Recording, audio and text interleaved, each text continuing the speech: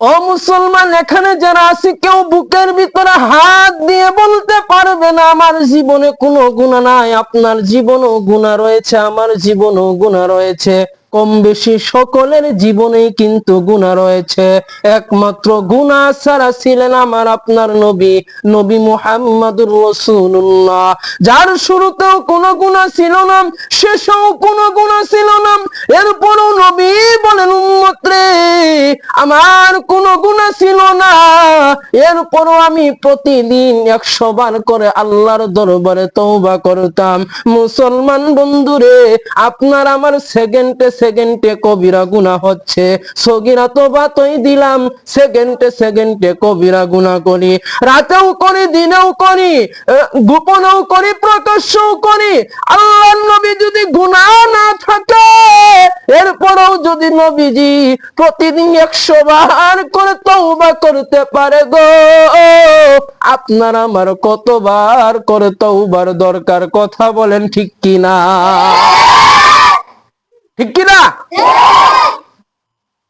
তওবা করার দরকার আছে না নাই? আপনার আমার জীবনে গুনাহ আছে না নাই? কম না বেশি? কেমন বেশি? অনেক বেশি। ঠিক কিনা? আল্লাহ রাব্বুল আলামিন বলেন, বান্দারে, এত অন্যায় করো, এরপরও তোমাকে আমি ভুলে যাই নাই। ও বান্দা, তোমার আমি ফজরে ডাক দিলাম, তুমি আমার কদমে সেজদা দিলা না। বান্দা গো, আমি আল্লাহ জোহরে ডাক দিলাম, তুমি আসলা না। বান্দার আসরে ডাক দিলাম, পাইলাম না। ও বান্দা, মাগরিব এশাই তুমি সেজদা দিলা না, নামাজ পড়লা না। এরপরও আমি আল্লাহ বেজার নারী।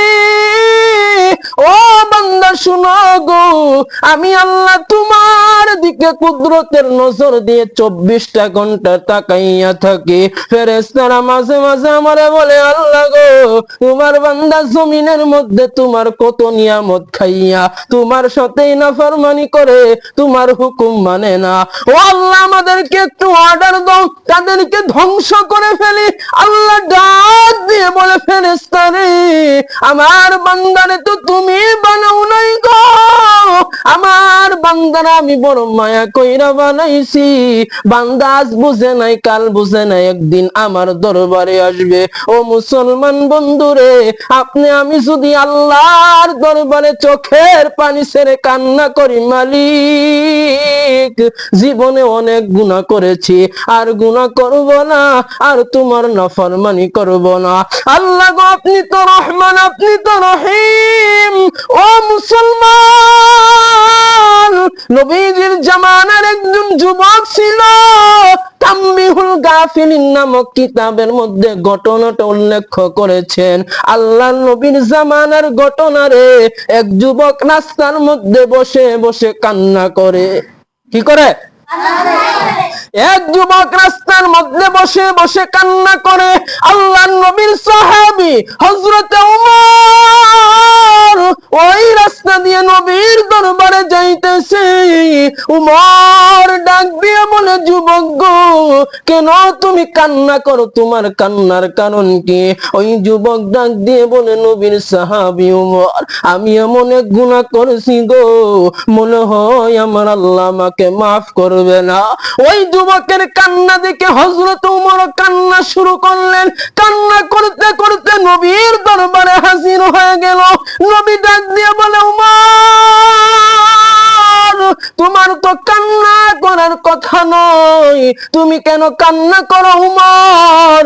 হযরত উমর বলে, নবী গো, আপনার দরবারে আসতেছিলাম, আসার পথে দেখি একজন যুবক রাস্তার মধ্যে বসে বসে কান্না করে। যুবকটার কান্না দেখে আমার বড় মায়া লাইগা গেছে। আমার নবী ডাক দিয়ে বলে, উমর, আমার সেই উম্মত কেন কান্না করে? যুবক কেন কান্না করেন? হযরত উমর ডাক দিয়ে বলে, নবী গো, ওই যুবকটা এমন এক গুনাহ করেছে, আল্লাহ নাকি তারে মাফ করবে না। এজন্য যুবকটা রাস্তার মধ্যে বসে বসে কান্না করে। আমার নবী ডাক দিয়ে বলে, উমর রে, জলদি করিয়া যাও, ওই যুবককে ধরিয়া আমার কাছে নিয়ে আসো। ও মুসলমান বন্ধু, তুমি আমি কত গুনাহ করি, তোমার অন্তরে আমার অন্তরে আল্লাহর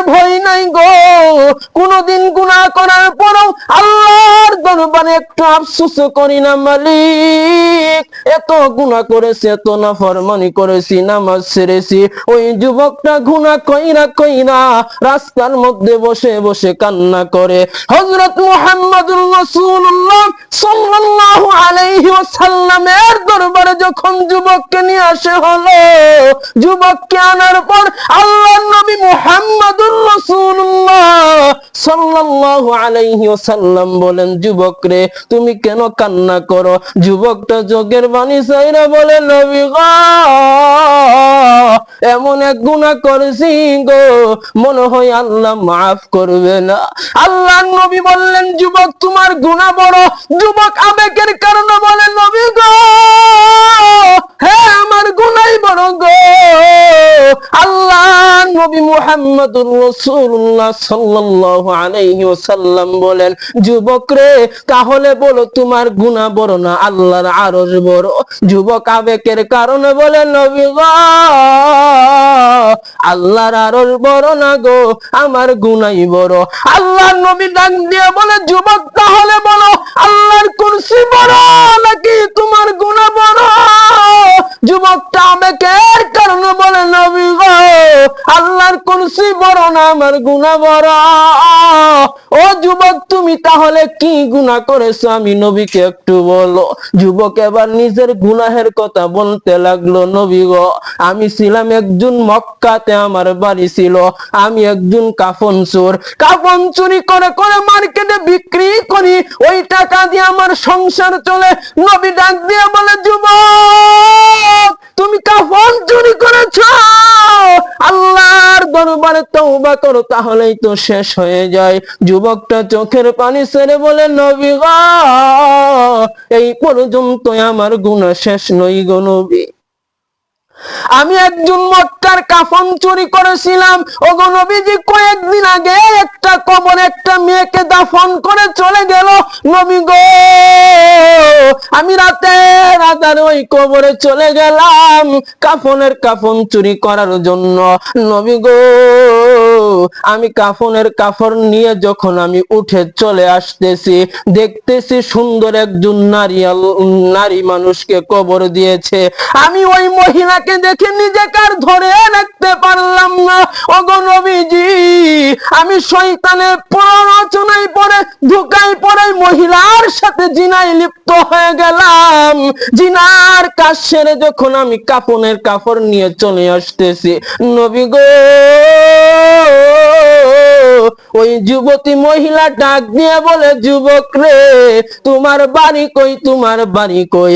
এতগুলো লাশের মধ্যে আমাকে এই অবস্থায় রেখে, উলঙ্গ অবস্থায় রেখে এরকম একটা গুনাহের কাজ করে তুমি কই যাইতেছো? আমার পরিবারের লোকেরা আমাকে ভালোভাবে জানাজা পড়াইয়া পবিত্র বানাইয়া এই অন্ধকার কবরে রেখে চাইতে চলে গেছে। কিয়ামতের ময়দানে আমি আল্লাহর দরবারে পবিত্র হয়ে উঠব রে যুবক। আজকে তুমি আমার নাপাক মানে কই যাইতেছো? ও গো নবীজি, আমি বাড়িতে আসার পর আমি বড় চিন্তা হয়ে গেল, আল্লাহ আমারে মাফ করবে কিনা। নবী ডাক দিয়ে বলে, যুবক রে এমন গুনাহ মানুষ করে, মৃত মহিলার সাথে তুমি জিনা করেছো, বড় গুনাহ করেছো। যুবক আল্লাহর নবীর কথা শুই না উচ্চ পাহাড়ের উপরে চলে গেল। কিতাবের মধ্যে লেখে ওই যুবকটা 40 দিন পর্যন্ত আল্লাহর দরবারে কান্না করেছে, এমন ভাবে কাঁদেছে, আল্লাহ সাহাবায়ে কেরাম আমাকে তাড়িয়ে দিয়েছে, নবীও বলছে বড় গুনাহ আল্লাহ মাফ করবে না।